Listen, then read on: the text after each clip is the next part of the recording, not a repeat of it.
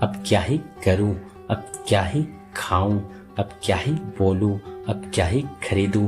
तो गैस इस तरह के सेंटेंसेस जो कि अक्सर हमें हमारी डे टू डे लाइफ में न जाने कितने ही बारे में बोलने होते हैं। आई एम श्योर आप लोगों ने भी इस तरह के सेंटेंसेस अपनी डे टू डे लाइफ में कभी न कभी जरूर बोले होंगे। सो डोंट वरी गाइस, आज की इस वीडियो में हम लोग सीखने वाले हैं कि इस तरह के सभी सेंटेंसेस को इंग्लिश में कैसे बोला जाता है।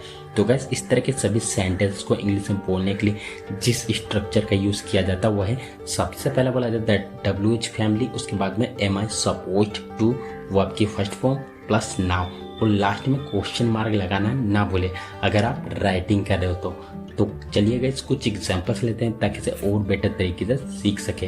अब क्या ही करूं, what am I suppose to do now, what am I suppose to do now.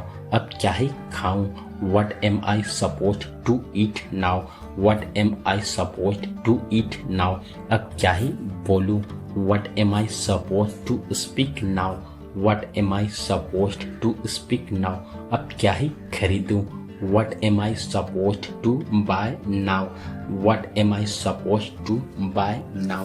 अब क्या ही पढूं, 10 बज गए। What am I supposed to study now? It is 10 o'clock. What am I supposed to study now? It is 10 o'clock. अब क्या ही बताऊं, What am I supposed to tell now? What am I supposed to tell now? वह शादी के लिए बहुत उतावला है, वह मार खाने के लिए बहुत उतावला है, मैं उससे मिलने के लिए बहुत ज़्यादा उतावला हूँ, हम मूवी देखने के लिए बहुत उतावले हैं। तो गैस इस तरह के सेंटेंसेस जो कि हमें हमारी डेली लाइफ में हमें बहुत बार बोलने होते हैं, जिनमें कि हमें बोलना होता है बहुत उतावला होना। तो गैस इस तरह के सेंटेंसेस को इंग्लिश में बोलने के लिए मेनली 2 फ्रेज का यूज़ किया जाता है। फर्स्ट है वेरी ईगर टू, सेकेंड है वेरी कीन टू।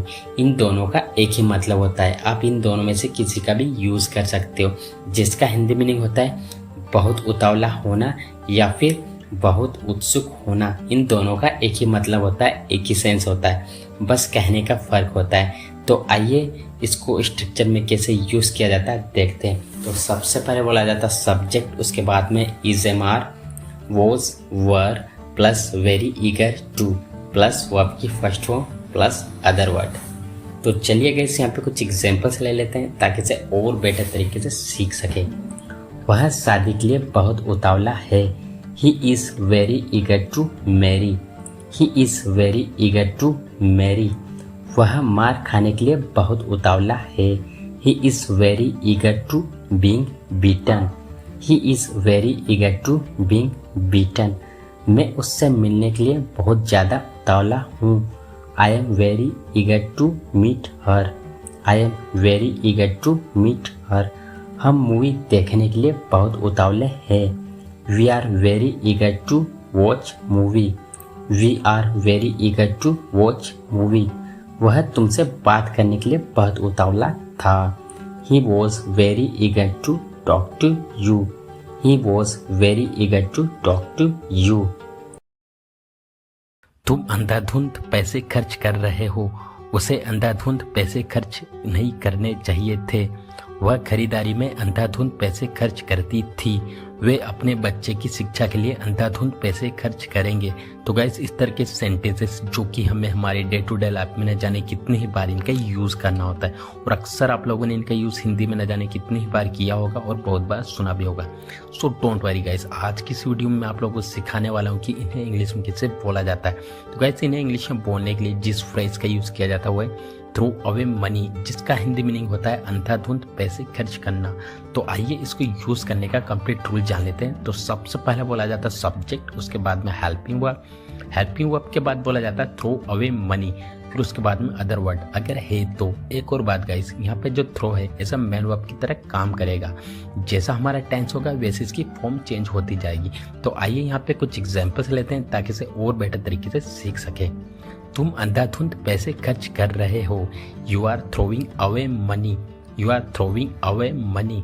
उसे अंधाधुंध पैसे खर्च नहीं करने चाहिए थे, he should not have thrown away money, he should not have thrown away money. वह खरीदारी में अंधाधुंध पैसे खर्च करती थी।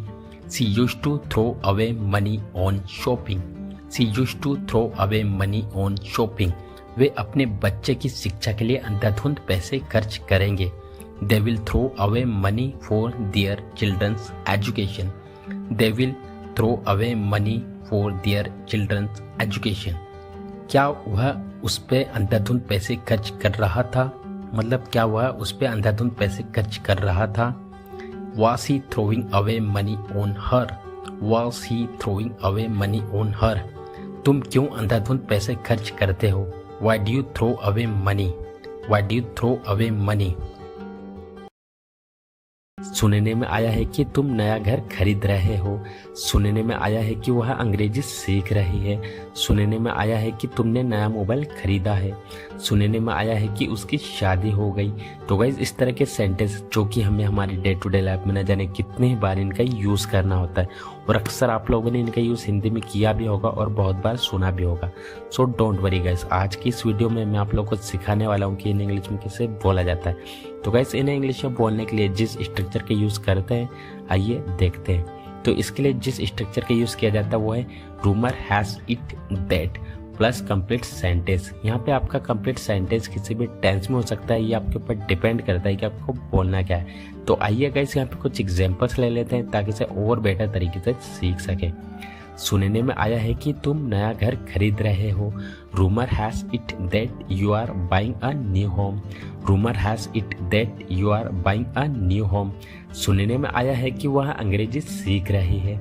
Rumour has it that she is learning English. Rumour has it that she is learning English. सुनने में आया है कि तुमने नया मोबाइल खरीदा है। Rumour has it that you have bought a new mobile. Rumour has it that you have bought a new mobile. सुनने में आया है कि उसकी शादी हो गई। Rumour has it that she got married. Rumour has it that she got married. सुनने में आया है कि उसकी नौकरी लग गई। Rumour has it that he has got a job. Rumour has it that he has got a job. सुनने में आया है कि आजकल तुम उससे मिलते हो। Rumour has it that you meet her nowadays. Rumour has it that you meet her nowadays. सुनने में आया है कि आज वह यहाँ आएगी। Rumour has it that she will come here. Rumour has it that she will come here. तो गाइस आज के लिए बस इतना ही। अगर आपको वीडियो अच्छा लगा है तो वीडियो को लाइक करें। अगर आप हमारे चैनल पर पहली बार आए हो तो वीडियो को लाइक और चैनल को सब्सक्राइब करना ना भूलें। मिलते हैं एक ऐसी शानदार वीडियो में। Till then take care.